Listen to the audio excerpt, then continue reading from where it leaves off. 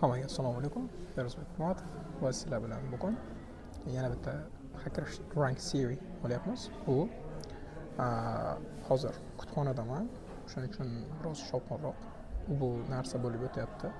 Qanaqadir ko'rgazma. O'shaning uchun shovqin. Va hozir soat deyarli 9. Men hozir Hacker Rank Seriesni olishga harakat qilyapman. Demak, birinchi qism va bu qismda biz a very big sum Hacker Rank algoritmik masalani solutionini birma-bir ko'rib chiqamiz va bu jarayonda sizlarga albatta mana bu nimadan foydalanaman. Nima deydi? Yana Jupyter Notebookdan va bu yerda endi birma-bir nimalarni ko'rib chiqamiz, solutionlarni. Demak, bu albatta yechilgan. Sabab bilmadim, nimagadir shunaqa ko'rsatyapti. Yangi akkauntda bo'lsa ham va men sizlarga bu Hacker Rank problemani solutionini birma-bir ko'rib chiqamiz. Demak, bu yerda very big sumni Hacker Rank masalasida nima qilish kerak? Bizga list beriladi, uning ichida numberlar bilmaymiz, biz qancha bo'ladi, uning ichida nechta raqam bo'ladi bilmaymiz va biza topishimiz kerak bo'ladi o'sha sonlarni umumiy yig'indisini.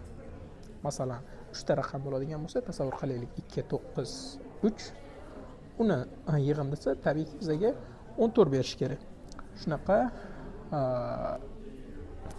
Shuni ko'rib chiqamiz. Demak, bu yerda birinchi solution boshda totalda 0 ga bu ko'pincha biroz qiyinroq, qanisa memory bo'yicha ineffective usul, ya'ni yaxshi emas, lekin lazy approach emas.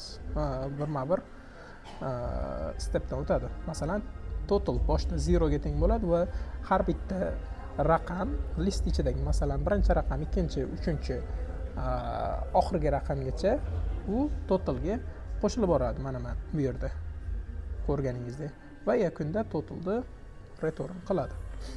Shunaqa holat hozir mana run qiladigan bo'lsa ishlaydi. Bunda nima bo'ldi hozir? Mana bu yerda ko'rishingiz mumkin. Men buni nima deydi, Jupyter Notebookda sinab ko'rdim. Mana bu yerda array ichida very big sum o'zi funksiyasi va bu yerda har safar mana total numni print qilib ketyapman. Masalan, boshda totalimiz 0 ga teng edi. Birinchi element chiqishi bilan u 7 ga teng bo'ldi. Va ikkinchi element chiqishi bilan u 8 ga. Uchinchi element chiqishi bilan 11 ga. Va yakunda shu bilan 7 qo'shilishi bilan 23 ga teng bo'ladi. Va yana 23 ta totalni return qiladi. Agar buni shunday o'chirib qo'ysak, bizani bitta solution bo'ladi. U ham bo'lsa 23. Xuddi Hacker Rankdagidek. Bu muammosiz ishlaydi. Yana bitta effective usul bor. Bu oddiy, hech qanday variable ham, loop ham ishlatmaymiz. Shunday list uchun Pythonda built-in function bor. Bu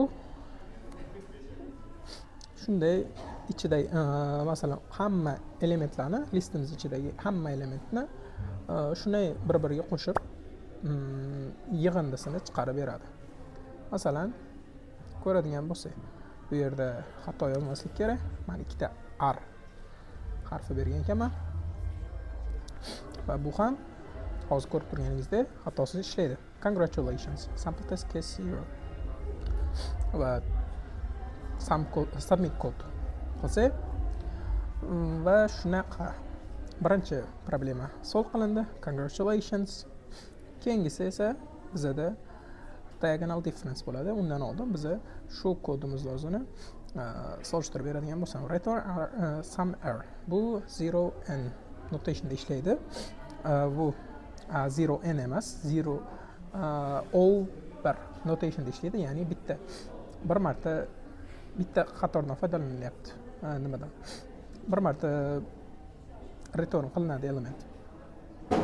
Bu yerga keladigan bo'lsa, bu har arrayda ichida nechta element bo'lsa, shuncha qaytariladi. Bu degani r len o n notationda ishlayapti.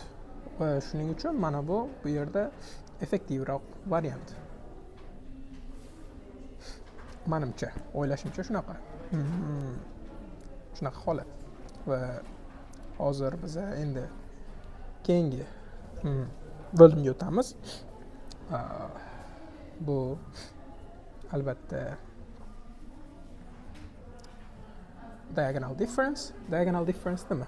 Bu agar Python dasturlashtirilishini yangi o'rganib boshlaganlar uchun bu birmuncha notanish data turi bo'lishi mumkin, lekin bu xuddi list, faqat list ichida yana bir nechta listlar bo'ladi. Bu yerda xuddi matrica singari, ya'ni bitta list ichida bir nechta listlar. Xuddi nested list desa ham bo'ladi buni. Va biz nima qilishimiz kerak? Bundagi diagonallarni, ya'ni left to right mana shu chiziqni hisoblab, ya'ni masalan 1 5 9 3 5 9 shuni hisoblab biza abs functionda positive number son berishimiz kerak. Va buning uchun biza boshda ikkita variable yaratib olamiz. Albatta 0 valueli, buni albatta tushuntiraman keyin. Secondary, tabiiyki bizada ikkita value bo'ladi. Bular o'ngdan, chapdan o'ngga qarab ketadigan diagonal va chapdan o'ngga qarab ketadigan diagonal.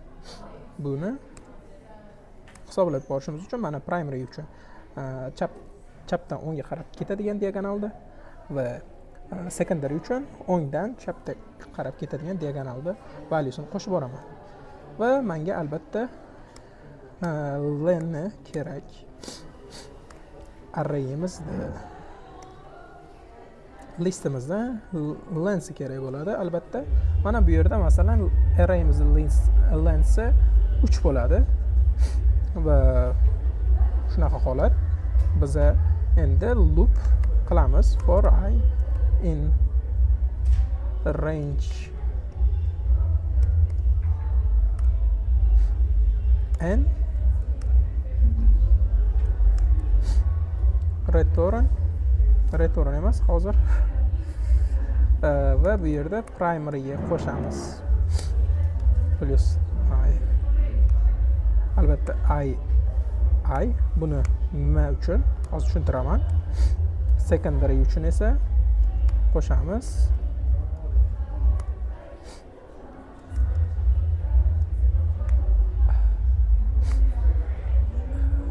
I va I plus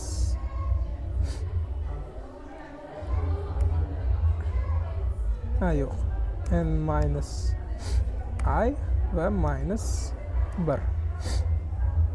Va yakunda nima qilamiz? Return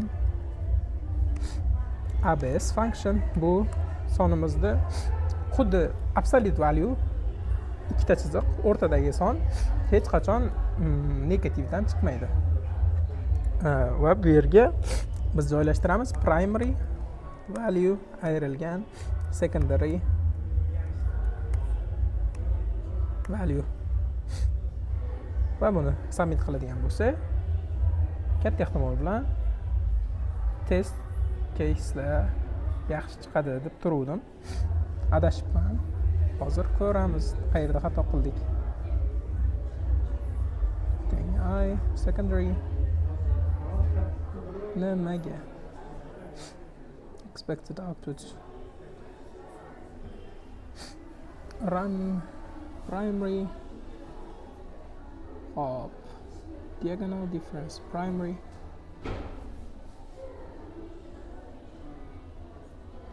array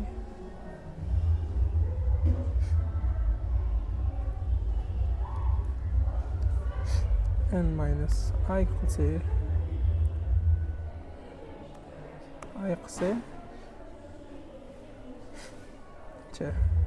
hozir bu yerda xatolikka yo'l qo'ydim menimcha.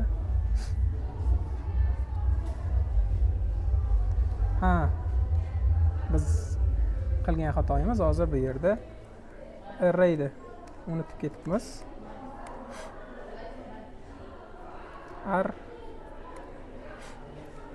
Va buni qo'ysak hozir xatolaysiz ishlasa kerak. Va submit qilib ko'ramiz.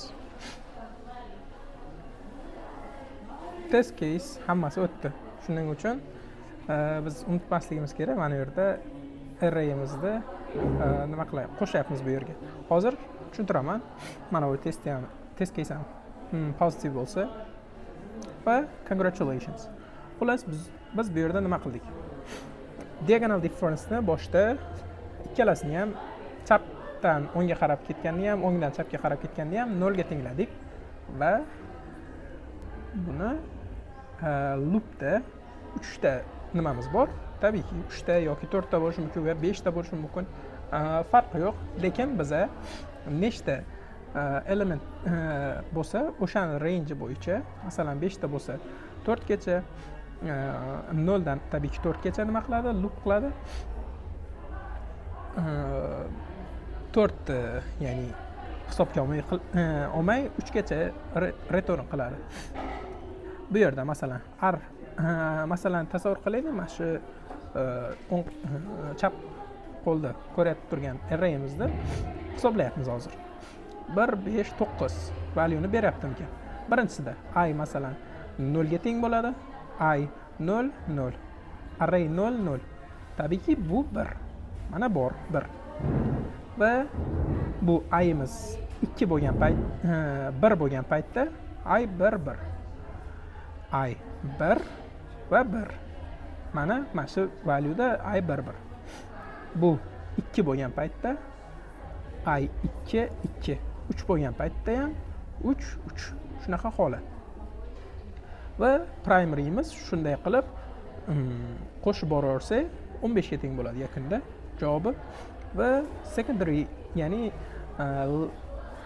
right to left, o'ngdan chapga qarab ketgan diagonalimizni qanday hisobladik? Masalan, birinchisida i'imiz 0 ga teng bo'lgan paytda 0 ning yoniga boradi. Rangeimiz necha bunda? 3. 3 dan 0 da ayiradi. Bu tabiiyki 3 va undan yana 1 da ayiradi. Bu 2. 0 2 degan javob. Bu 3 tabiiyki bizaga to'g'ri.